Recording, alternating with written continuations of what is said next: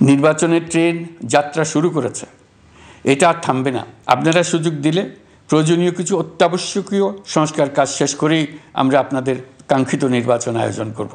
আমরা আশা করছি নির্ধারিত সময়ে ডিসেম্বর জানুয়ারির মধ্যেই সংস্কার কমিশনগুলো তাদের সুপারিশমালা সরকারের কাছে পেশ করতে পারবে। নির্বাচন কবে হবে এই প্রশ্ন আপনাদের সবার মনেই আছে, আমাদের মনেও সারাক্ষণ আছে। সংস্কারের কথাটাও একই সঙ্গে বলুন। সংস্কারকে পাশ কাটিয়ে যাবেন না।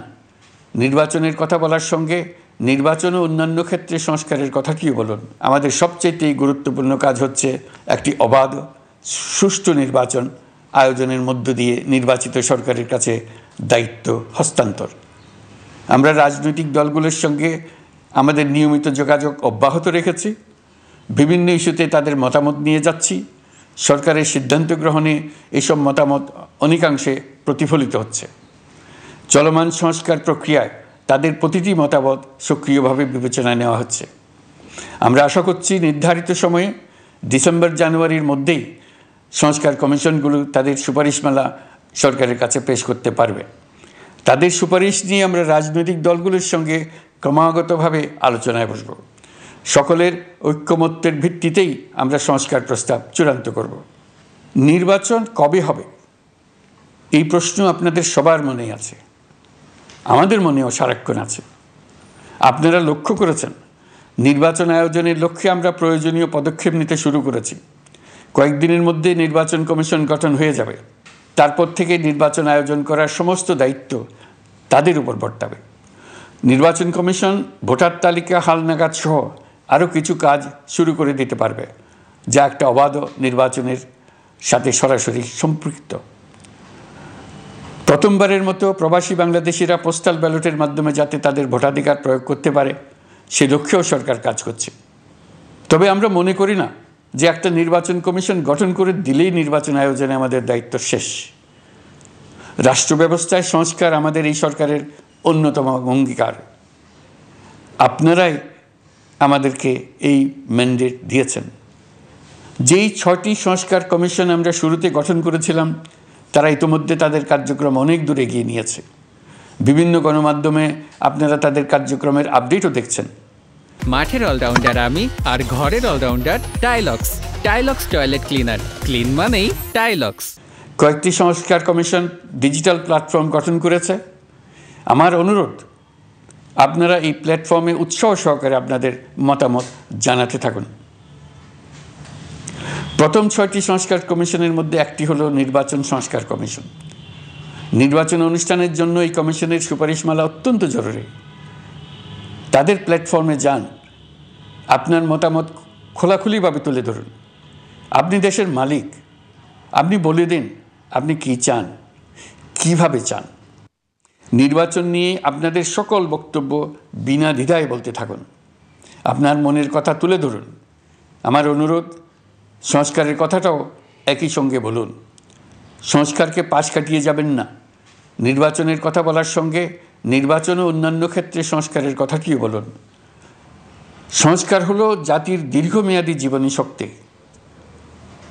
সংস্কার জাতিকে, বিশেষ করে আমাদের তরুণ তরুণীদের নতুন পৃথিবী সৃষ্টির সুযোগ দেবে।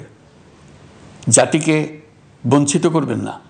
নির্বাচন আয়োজনে যে সংস্কার কমিশনের সুপারিশমালায় রাজনৈতিক দলসমূহ এবং দেশের সকল মানুষের মতামত অপরিহার্য, সেই কমিশন হলো সংবিধান সংস্কার কমিশন। এই সুপারিশমালার যে অংশ সকলের কাছে গ্রহণযোগ্য হবে তার ভিত্তিতে নির্বাচনী আইন সংশোধন করতে হবে। সমান্তরালভাবে ভোটার তালিকাও হালনাগাদ করার প্রক্রিয়া চলতে থাকবে।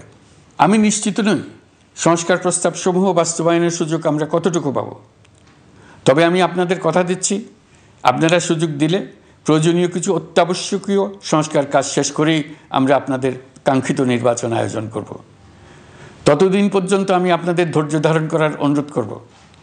আমরা চাইব আমরা যেন এমন একটি নির্বাচন ব্যবস্থা সৃষ্টি করতে পারি যা যুগ যুগ ধরে অনুসরণ করা যাবে। এর ফলে সাংবৎসরিক রাজনৈতিক সংকট থেকে আমাদের দেশ রক্ষা পাবে। এই জন্য প্রয়োজনীয় সময়টুকু আমি আপনাদের কাছ থেকে চেয়ে নিচ্ছি। নির্বাচনী সংস্কারের সিদ্ধান্ত হয়ে গেলে খুব দ্রুত আপনারা নির্বাচনের রোডম্যাপও পেয়ে যাবেন।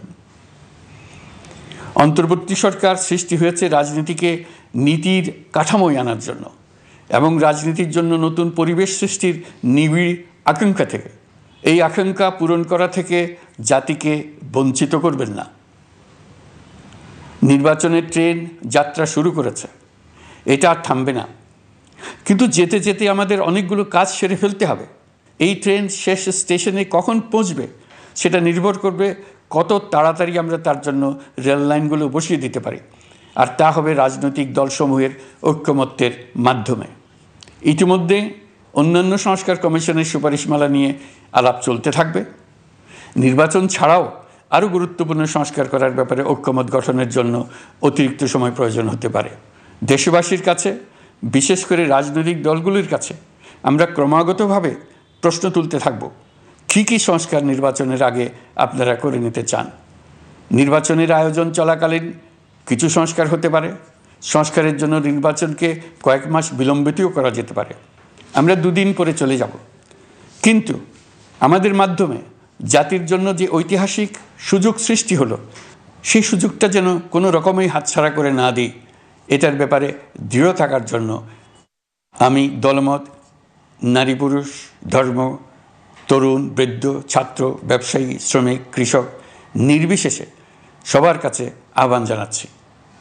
আশা করি আপনারা আমার এই আবেদন গ্রহণ করবেন।